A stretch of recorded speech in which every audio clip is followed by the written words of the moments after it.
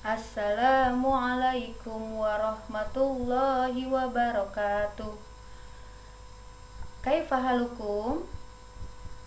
Mudah-mudahan kalian semua dalam keadaan sehat walafiat. Hari ini kalian berjumpa kembali dengan Ibu Ainur Hasanah. Kita akan belajar pelajaran SKI. Apa itu SKI? Sejarah Kebudayaan Islam. Oke anak-anak, hari ini kita akan membahas tentang dakwah Nabi Muhammad SAW. Nabi Muhammad adalah merupakan nabi terakhir, yaitu nabi yang ke-25. Ya, Nabi Muhammad, kota Mekah sebelum Nabi Muhammad diutus, itu mereka menyembah berhala. Apa itu berhala? Berhala itu adalah patung yang mereka sembah. Ya. Nah, karena masyarakat Mekah ketika itu menyembah berhala, maka sebagai nabi yang terakhir yang diutus oleh Allah kepada umat Islam, akhirnya Nabi Muhammad diutuslah kepada masyarakat Mekah dengan tujuan apa? Yang tujuannya adalah untuk memperbaiki akidah dan akhlak masyarakat, terutama masyarakat Quraisy di kota Mekah. Apa akidah yang harus diperbaiki? Tadi Ibu bilang, akidah yang harus diperbaiki dari masyarakat Mekah yaitu karena mereka menyembah berhala.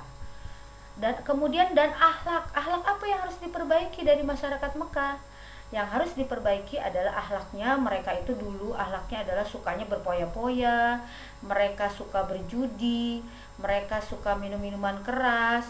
Kemudian yang paling akhlaknya yang paling jelek adalah mereka mengubur anak perempuan mereka hidup-hidup. Jadi ketika itu masyarakat Mekah sebelum datangnya Islam, jika mereka mendapatkan anak laki-laki, mereka akan umumkan di seluruh masyarakat. Tapi jika mereka mendapatkan anak perempuan, mereka mengubur anak perempuan mereka hidup-hidup.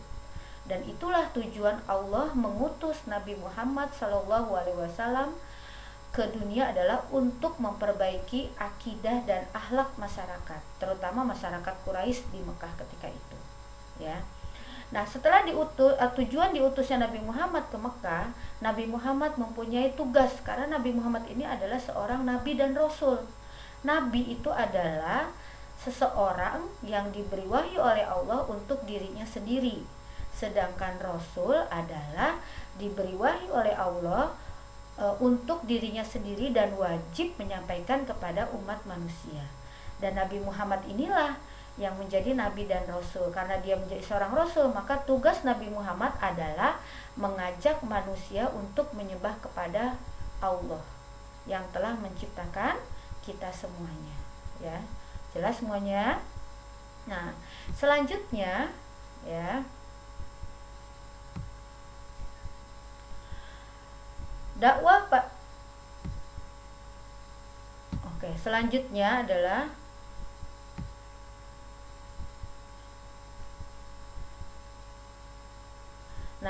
pada awal kenabian berdakwah kepada keluarganya, ya. Jadi ketika Nabi Muhammad memulai berdakwah, Nabi Muhammad tidak berdakwah kepada seluruh masyarakat Mekah, tapi Nabi Muhammad diperintahkan oleh Allah untuk berdakwah kepada keluarga dekatnya terlebih dahulu, ya, kepada keluarganya, anak, istri, kemudian kepada paman, kepada keluarga yang lainnya.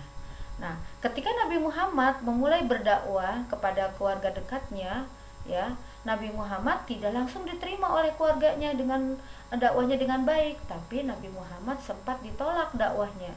Tapi bagaimana reaksi Nabi Muhammad? Nabi Muhammad tidak putus asa, ya. Terutama ada seorang paman Nabi yang sangat menentang dakwah Nabi, yang namanya adalah Abu Lahab. Abu Lahab ini adalah sebetulnya paman Nabi, tetapi dia selalu menentang dakwah Nabi Muhammad Sallallahu Alaihi Wasallam. Ya, dan ada juga, ya. Nah, kenapa Nabi Muhammad ketika berdakwah itu secara sembunyi-sembunyi dulu atau tidak langsung secara terang-terangan? Tujuannya apa? Agar masyarakat Arab ketika itu tidak kaget ketika menerima perubahan adat istiadat yang telah berlaku secara turun temurun. Ya, apa aja tuh kayak gitu adat istiadatnya. Mereka pertama menyembah berhala, patung, harus menyembah kepada Allah Subhanahu wa taala. Kemudian mereka dulunya suka berpoya-poya, minum minuman keras, berjudi. Nah, pas kedatangnya Islam, mereka harus meninggalkan itu semua. Nah, dakwah secara sembunyi-sembunyi ini itu dilakukan di satu rumah seorang sahabat yang bernama Arqam bin Abi Arqam, ya. Dan ketika Nabi Muhammad berdakwah, banyak orang-orang yang pertama masuk Islam. Dalam ini disebut as-sabiqunal awalun. Apa artinya as-sabiqunal awalun? Orang-orang yang pertama masuk Islam, ya. Oke, kita lanjut. Nah, yang berikutnya adalah siapa saja yang termasuk as-sabiqunal awalun? Nah, orang-orang yang pertama tadi, apa artinya as-sabiqunal awalun? Orang-orang yang pertama masuk Islam.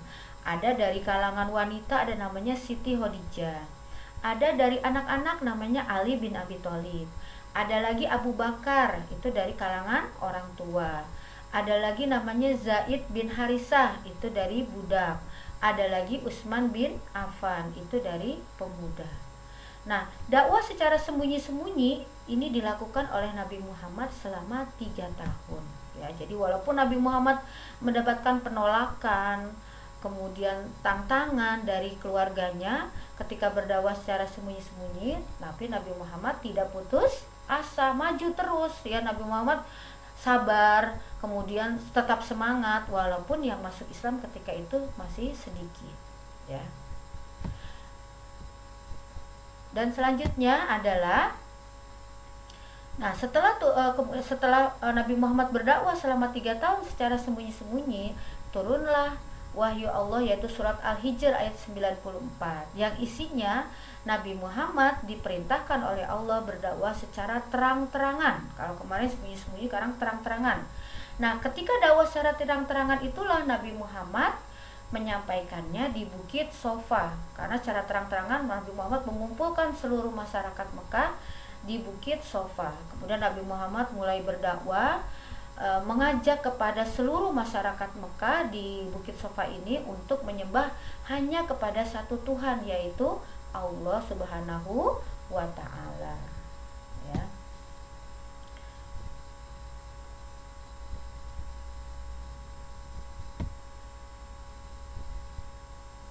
Nah, pada awal dakwah secara terang-terangan ini, Nabi Muhammad lagi-lagi tidak mendapatkan tanggapan dari kaum Quraisy. Bahkan banyak dari kaum Quraisy yang menghina Nabi Muhammad. Namun Nabi Muhammad menunjukkan sikap yang sangat arif dan bijaksana. Dia menunjukkan sikap tidak putus asa, kemudian tetap semangat, sabar ketika menghadapi perlakuan dari masyarakat Mekah ketika Nabi Muhammad berdakwah secara terang-terangan, ya.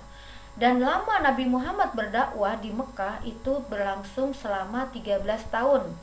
3 tahun berdakwah secara sembunyi-sembunyi dan 10 tahun Nabi Muhammad berdakwah secara terang-terangan.